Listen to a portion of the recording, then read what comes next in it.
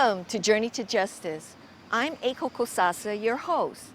Today my guest Walter Ritte needs no introduction. He is a well-known and respected activist for Hawaiian rights and for protecting the land. Back in the 1970s, Walter was one of the leaders of Protect Kaho'olawe Ohana, a community organization fighting to stop the U.S. bombing of Kaho'olawe, a sacred island. Today, Walter, a homesteader, is organizing to stop the use of GMOs in Hawaii, especially on Moloka'i, and to bring awareness to sustainability. He is also running for a seat in OHA, the Office of Hawaiian Affairs, in 2012, to bring these issues to the forefront of our community discussions. I began the interview by asking him where he was born and raised.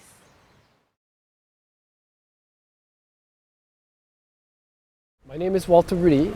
I'm from the island of Moloka'i.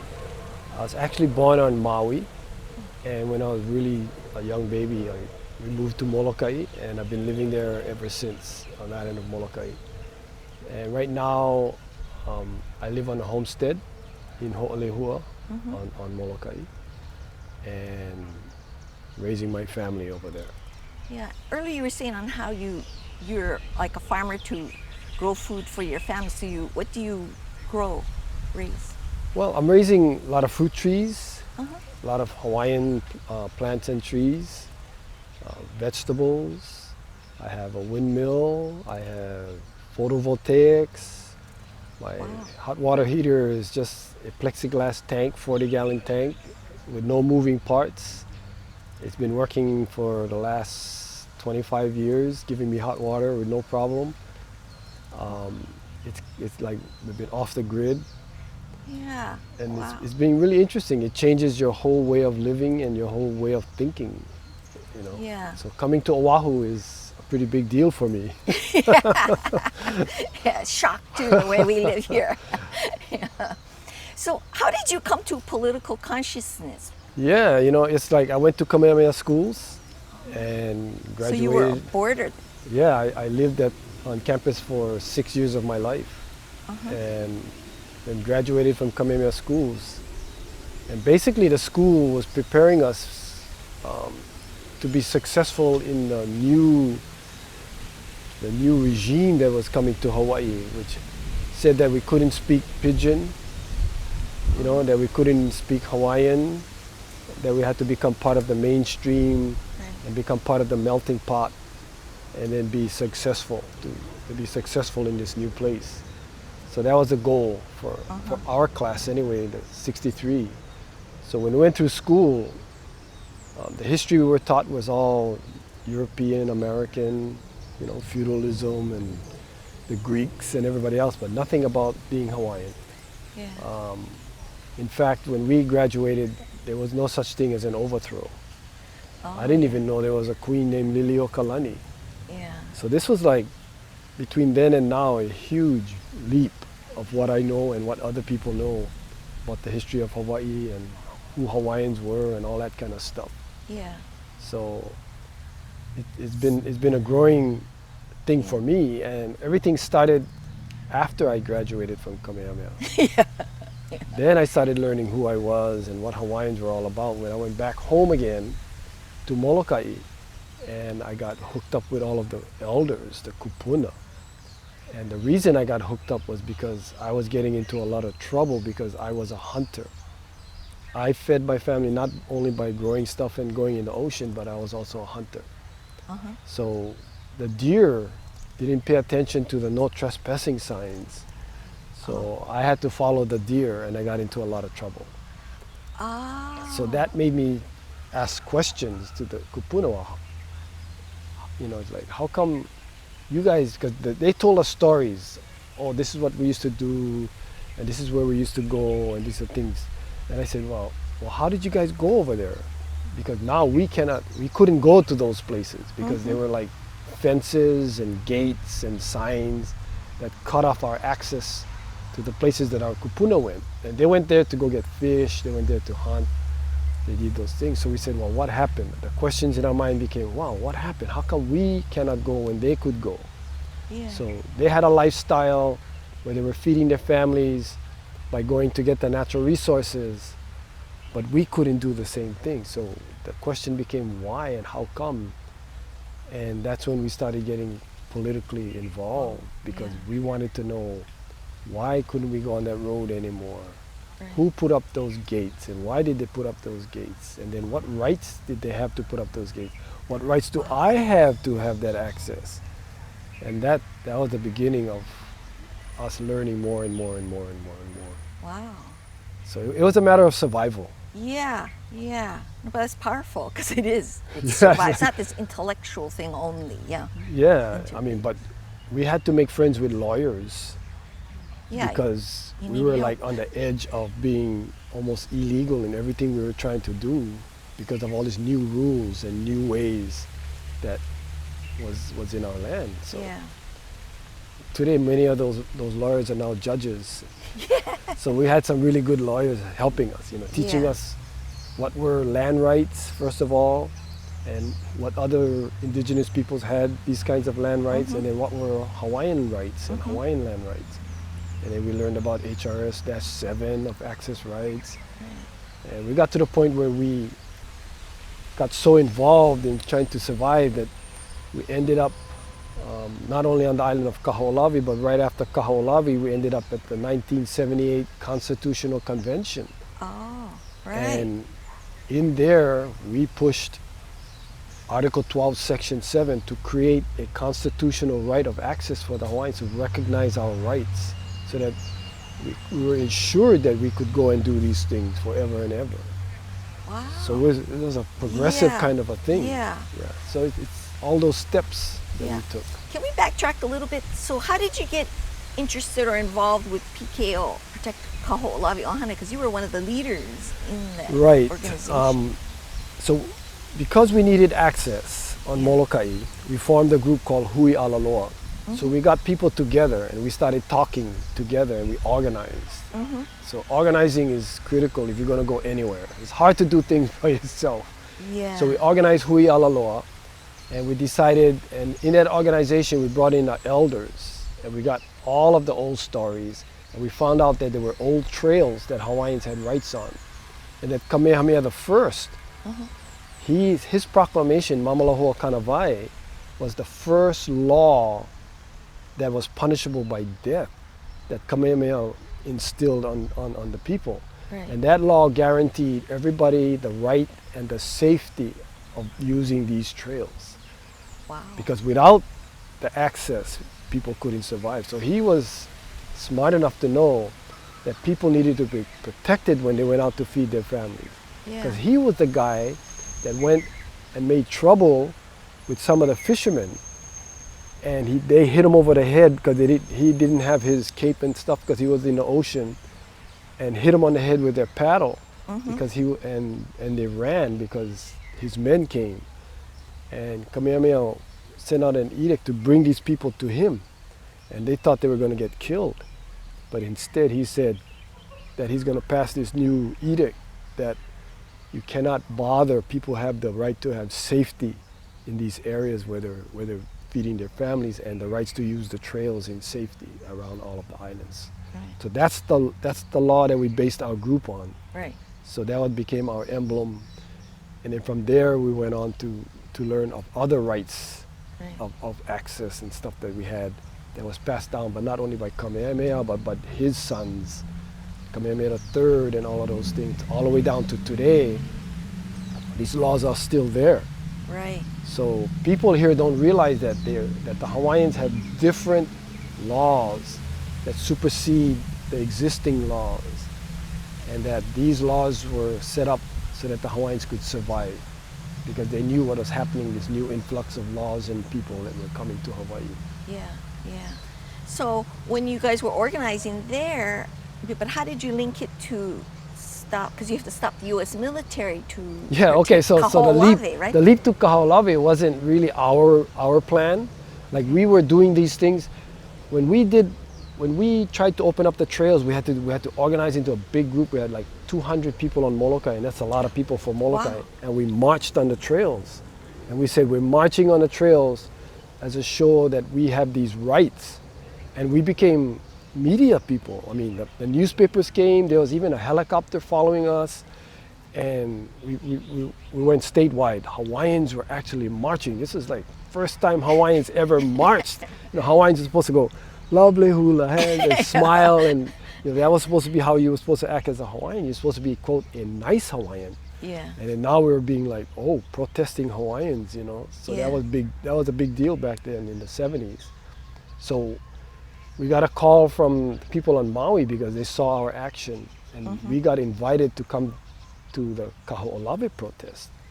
And our job was, as hunters, to provide the meat for the people who were going to invade Kaho'olawe. That's how we were just invitees. So when we got there, the military came with their helicopters, and the guys in the other boats didn't want them to take their boats, so they all rushed back to Maui. And we said, whoa, I was seasick. I said, I want to get off this boat, I don't want to go all the way back to Maui. So we got 9 of us together on one boat that was happening to come by, and they were full of reporters. We jumped on their boat, and they took us to Kaho'olawe. And that's how the whole Kaho'olawe story started. Was Yeah. by accident we became the guys who actually landed while the rest of the guys went back. And then I was so seasick, I said, I'm gonna have to go to the mountains, I gotta go relieve myself. My stomach is all in turmoil. So I went into the bushes, and Dr. Aluli saw me going in. He said, where are you going? I said, I'm gonna look around. So he and I both started just walking. And we ended up on the top of the hill, and we turned around and looked down, and helicopters came, boats came, and took all the guys on the beach and arrested them, took them off the island. And the 2 of us got left back. Yeah, that's how you spent the night. Right, we That's spent right. 3 extra days with no water, no food, no nothing. And that's how the whole story of Kaho'olawe started. Well, good thing you lived on Moloka'i, so you knew how to survive in that. Yeah, it was no problem. I mean, no problem. It was just like Moloka'i. Kaho'olawe is no different than Moloka'i. So Yeah. we had an easy time to be relaxed. Yeah. And we walked the whole island, and we got touched by that island.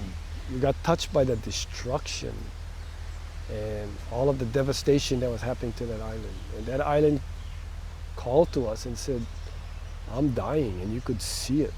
So by the time we left and it took us with the helicopter, my life was totally changed.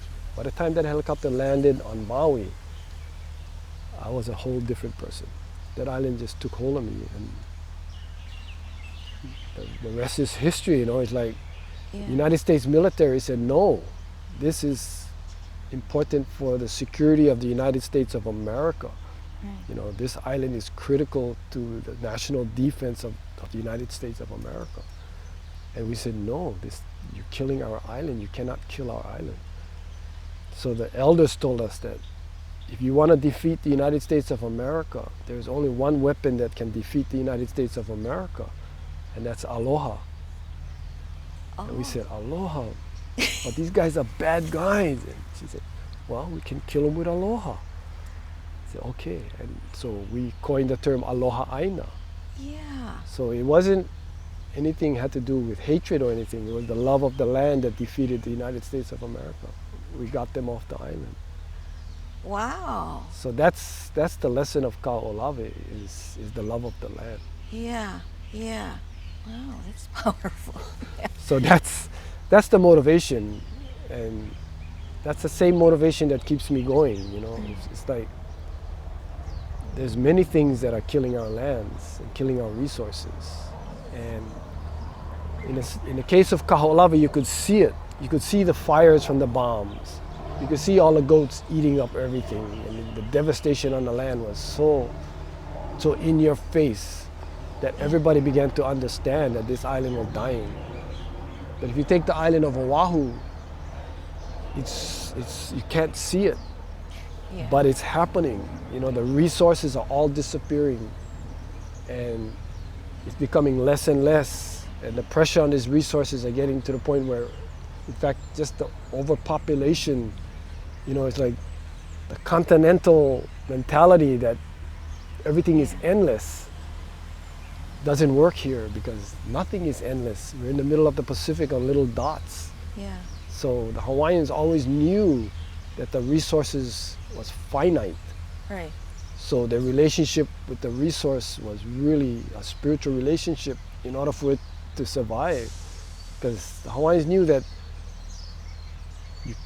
they wouldn't be able to survive if the resources didn't survive.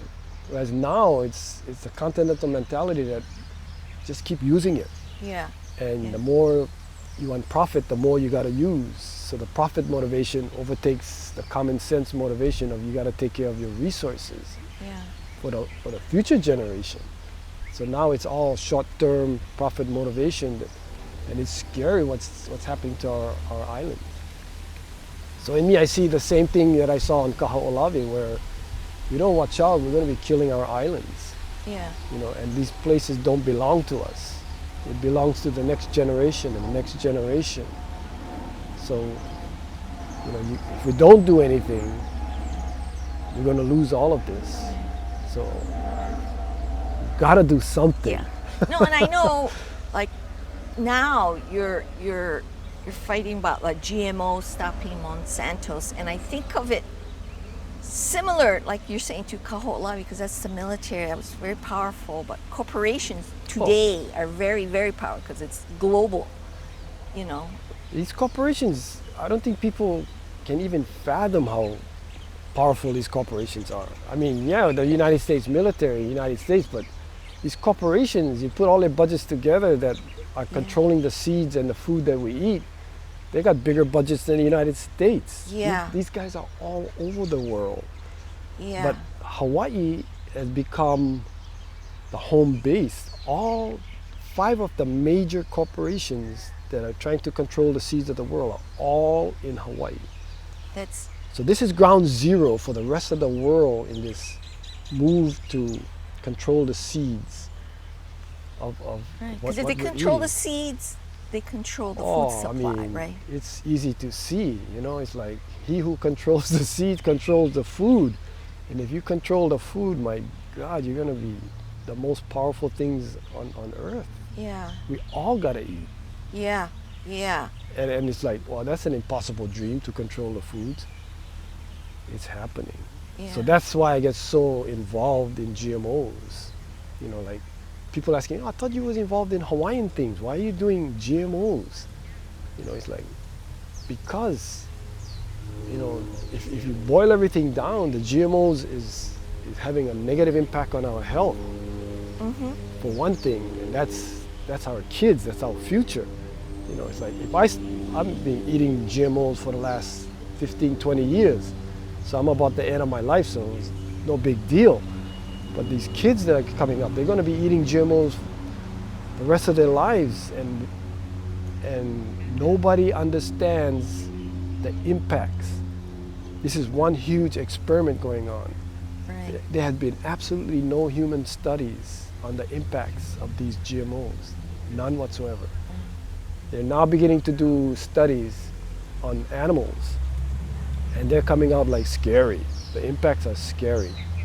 So this is like researchers are doing it, because I know the government the government is not doing it, because the government already said from day one, because of political influences on the top, and on the top I'm saying like in Washington DC, right, that GMOs are substantially equivalent. In other words, there's no difference between a GMO food and the natural foods. It's politically they made that determination, so that took away all of the controls, made everybody go, no worry about this thing. And so the government is like nothing. So the independent guys are out there trying to do these research stuff, and Monsanto goes in there and they sue them, and they give them bad names, and they criticize them, so we can't get any good information. Then we're all eating this stuff. We don't know what we're eating. We don't know how much we're eating. So there's no way to trace any of our diseases that are spiking, right? I mean, asthmas and allergies and diabetes and all these kinds of things that food causes. You cannot trace them. So the mantra from them is, there's no proof. There is not one single disease that's come from our foods, because you cannot trace it back. Because there's no link to any of the foods, because nobody knows what you're eating. So if I go to the doctor and I'm having all these problems, medical problems, the doctor asks me these questions, or what have you been eating, all these Right. questions that allow them to trace back your disease. You cannot. Right. Right. So we're saying, my God, we gotta label these foods Right. so that we can start tracing back what the impacts are on us. Right. And then I can also choose as a consumer what I want to buy. I have no choice right now because I don't know what I'm eating. That's true. But the government refuses to pass a law to label GMOs. I was thinking, just for the audience, GMO is genetically modified organisms, right? And then they're infusing like genes from different, even animals, right, into the food. Like they could put Right. fish things into Right. a vegetable, right? We're sitting here in nature. Nature has, trees are going to be trees. The grass is going to be grass, and you cannot have the genes from this grass become, there are boundaries where nature doesn't cross. The birds are the birds, and they give Right. birth to birds. Right. So everything is like balanced and has its course. And then man comes here, and they start taking those cells and taking the DNA from those cells and crossing them. Right. And putting this grass in the tree and the bird stuff in the tree and the stuff from the ocean and the stuff on the land, trying to create. So now man has become God. And they think they're smart about it, but man, it's like, if you put something in, like they're doing a lot of the seeds, right? They're putting things in seeds that shouldn't be in there, but they can cross the barrier, they force them in with these guns.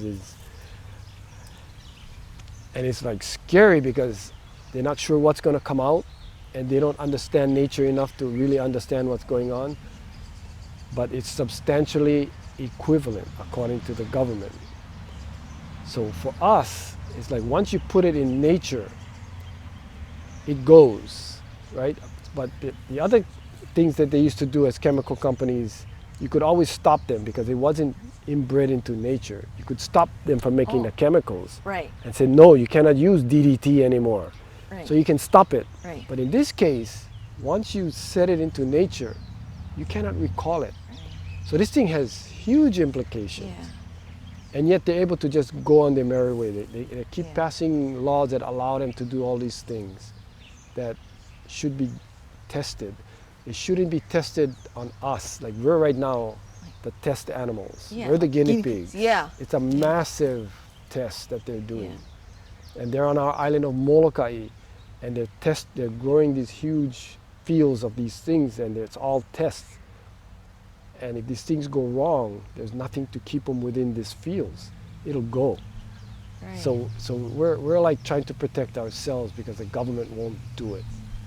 Because I know the seeds, if they fly, like if you're growing corn, right, and the seeds can fly, or like wheat, right, it can go in somebody else's land and they won't know it, right, and then Yeah, their I mean- land, their things become GMOs. The ones that take everything all over is the bees. Oh. The bees come in and they pollinate, Yeah. and they'll take the pollination to wherever they're going. So you cannot stop these things. Unless we Yeah. kill all the bees, these things are going to go all over the Right, place. right. And the birds do the same thing, Right, right? And the right. wind does the same thing. Right. So nature spreads things all over the place, Yeah. and you cannot stop it. Yeah. I just want to go back to that other point I was thinking of, is when you're saying with the GMOs and you go to the doctor and they don't know it's wrong, like let's say somebody is allergic to fish, but they put the fish gene in some other kind of vegetable, right? Isn't that Right. what is happening? And then Right. they eat a tomato, but it may Right. have a fish gene, right? Right. And then they go to the doctor and they're asking, what did you eat?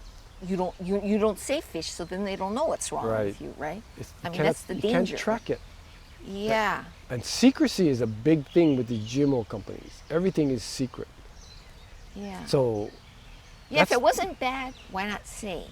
I grew up as a person who loved farmers, because Ho'olehua, where we live, is all farmers, and we're all growing food. And we Yeah. all, it's like, yes, farmers, production, feeding people. You feel proud after Yeah. a day's work. Yeah. And now our fields are like, these chemical companies have taken over all our fields, and there's no food. And then people saying, wow, we only got 2 weeks worth of food. If the barges stop coming, we better change that. there's going to be panic over here. You know, it's like, wow, we can't have that. So we need to have food security. And that was like, since 2009, they've been saying that. And nobody's done anything about food security. They've gone the opposite direction. Last year, they had these big fights about using our private ag lands to put houses on them. Yeah. And the fight ended up, yeah, we're going to put houses on them. You guys, there's lots of farmland. Look, go Konia. Konia got all these farmlands. We don't need these over here. We can put houses on them. And you drive up to Konia, and all the farmlands up in Konia, most of the farmlands are all chemical companies growing seeds. And all these seeds are being exported. Where's the food? Yeah. You know, I mean, they're going to wait until there's a panic and everybody starts stealing things from each other and going crazy trying to find food. You know, it's like, where's the leadership? If you go to the legislature, the leadership is saying, no. The economy, the agricultural economy of the state is based on these seed companies. They're supporting the seed companies. Say, okay, then label the bloody thing so we know what we're eating. Yeah. No hearings on labeling. Yeah. Yeah. What's up with that? I mean, it's like 90% of the people want to know what they're eating. They have a right to know what they're eating, Mr. Legislator. Mm-hmm. No, you can't have a hearing on it. Something is wrong with that picture. Something is terribly wrong with that picture. Yeah. How can the people you elect not allow you to know what you're eating? What's you know, you got to be suspect to that. Yeah. You know, and why we're all here saying to you, label the food. Who's telling you not to label it? And why are you listening to them? Yeah. You know, so that's a question. And it's election time, so we should be asking all of the guys who want our vote, what's your stand on labeling? Are you for us or are you for them? Right. You know, that's a simple question that we should be asking our elected officials now when they want our votes. Once they get in, it's too late. But we're getting ready for January. We want to do something in January when the legislature starts. Yeah. We're organizing to get ready for that. But I also know you're running for OHA this year. Oh yeah, I'm going to be a politician. So what made you decide you want to do this now? All the things I've been talking about Yeah. kept me up at night. You know, it's like, we got to do something. And none of the politicians want to make GMOs their issue. So I'm saying, I'm going to make this my issue. I was doing it as a guy on the street, organizing Label It Hawaii, you know. And I didn't have any resources, so nobody, you know, we couldn't get anybody to listen. So I decided I'm going to get into the Office of Hawaiian Affairs because as a Hawaiian, I want to protect my land. Mm-hmm. Because these guys are farming. I just told you the story of how it's bad for people. Yeah. But the way they're farming is killing our land. It's all washing down into our reefs. It's the dust that they're farming and the chemicals are going in the air because of warm air, and it just floats over our forests, and then it rains down and it's going into our water. So I'm thinking, oh my gosh, you know, I got to do something. So I'm going, you know, as a Hawaiian, I want to go into the Office of Hawaiian Affairs and do the same thing I did with Kaho'olawe, be a champion for the land, shine the light on the problem, and try to gather people together to solve this problem. It's a huge problem. Yeah. Yeah. So, you know, and it affects not only Hawaiians, it's everybody who's everybody. living. I mean, I'm just using the Hawaiian resources and structure because I know that structure. Yeah. To get in there and use those resources to help protect our future generations, you know, that wants to use these islands to survive. Yeah. And these guys are misusing, these corporations are misusing our resources. They're gonna, as soon as it's all screwed up, they're gonna leave. You know, they're all over the world. So Hawaii has good soil, good water, and it's the wild, wild west. There is not one single law to regulate GMOs in this state. Not one. They won't even have a hearing on it. So they're here like, yeah, you know, we can do whatever we want in Hawaii. Yeah. And we can grow 4 crops a year.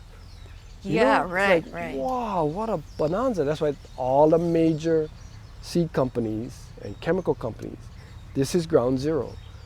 Wow. This is big time, you know, this is things that are affecting the whole world. Right. These guys. You're gonna see in tomorrow's paper or whatever that one of the companies just sued Monsanto for $1 billion One of the other seed companies? Yeah, they're fighting among each other, right? I mean, that's natural. Companies always going to fight with each other. Yeah. And they got a reward of $1 billion. You know, I think DuPont now needs to pay Monsanto $1 billion. You know, for us, a lawsuit, $100,000, a big lawsuit, right? I mean, $1 billion. So this is really big, you know, Yeah. and that's why I get so worked up about it, because it's so big that if we don't do something, we're going to lose. Yeah. And then these guys are going to leave, and we're going to be left holding the bag here in Hawaii. Yeah, with contaminated soil, polluted water. The chemicals they're using, well, they're chemical companies. So they're Yeah. going to farm using chemicals. And in order for them to sell their seeds, the seeds need to be purified. You can't be selling lousy seeds. So the soil that they're using needs to be sterile. I grew up, Oh. they taught us at the University of Hawaii that we don't grow plants, we grow soil. You know, you have to make all the microbes and everything and make sure that's what makes your plants grow.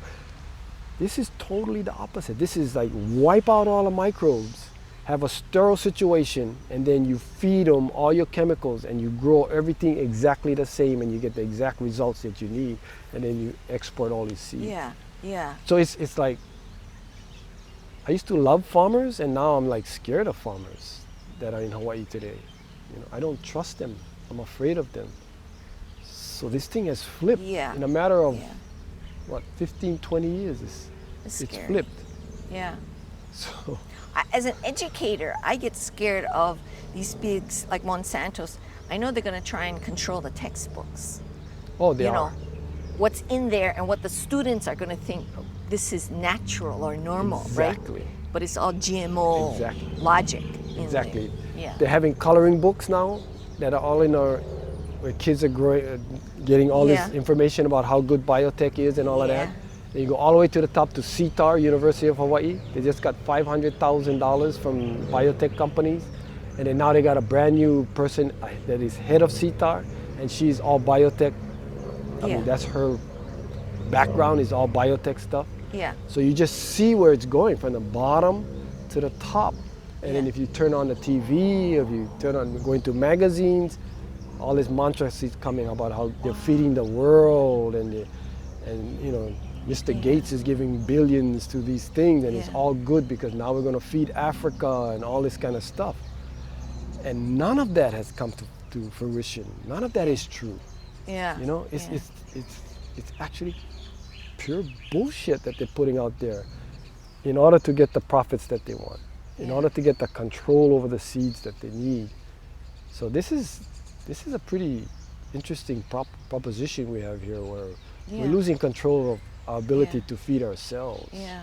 I hope the viewers realize if you control the food, you're going to control the people, obviously. Yeah. Because you're going to have no bargaining chip if you don't have food or control the water, right?